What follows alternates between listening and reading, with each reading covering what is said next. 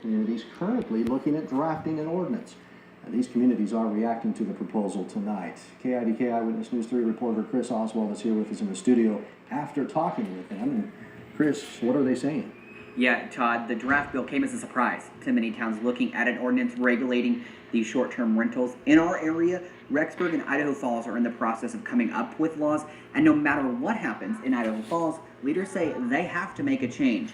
That's because the current laws on the books in town actually ban rentals done through Airbnb right now. The city has been working on a new draft for several weeks, and under the proposed legislation in the State House, cities would only be allowed to regulate things dealing with public health, fire codes, or zoning ordinances.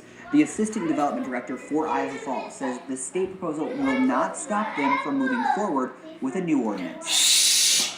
We'll continue to move forward. I'm making the video, finish you out guys, the stop. survey, take those results, look at what the responses are, what the concerns do people have, and then we'll continue to look at ways that we could try to address those concerns.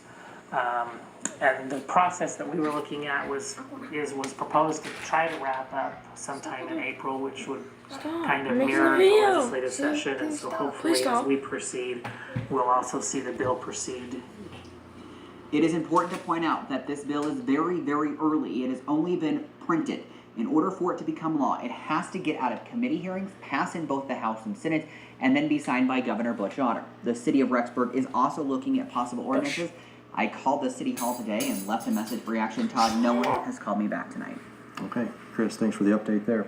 The city of Idaho Falls has held just one open house to get public feedback so far. It also has an online survey to have your voice heard. You can find that survey online on our website right there, KIDK.com. Digging a little deeper into this proposal by lawmakers, we did some checking and found out this is not the first time regulating rights have been taken away from individual communities. It was just 2 years ago, 2015, when Idaho lawmakers stepped in and passed regulation on the ride-sharing app Uber. The bill regulates Uber differently than taxis and allows them to operate without commercial licenses. A lobbyist presented the bill to lawmakers at the voice and considered the proposal requiring Uber and any other ride-sharing service to meet licensing, insurance, and inspection requirements like taxis or shuttles.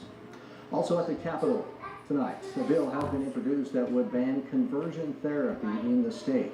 And this is House Bill 62. It is being called the Youth Mental Health Prevention Act. It would protect patients under the age of 18 or vulnerable adults from conversion therapy and would make it illegal for any licensed counselor to take part in it.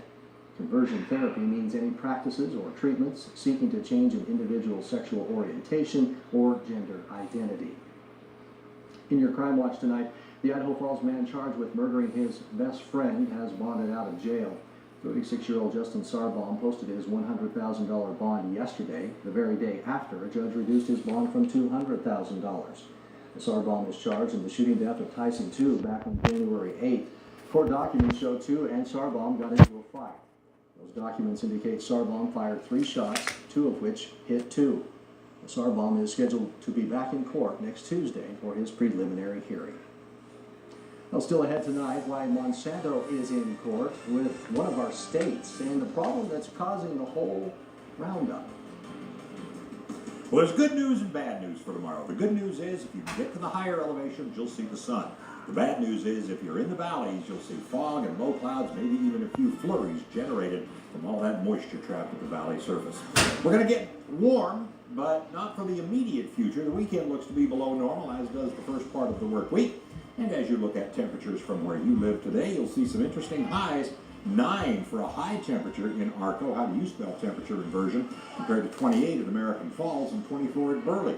7 for a high in Montpelier. It was below 0 for overnight lows in Island Park, Jackson, as well as Antero Reservoir. That's in Colorado, where it was 39 degrees below 0. Now, it did warm up to 20 degrees in St. Anthony. Compare that to 95 or 85 at Miami, Florida. And we'll be back with the forecast coming up. You're watching Eyewitness News at 9.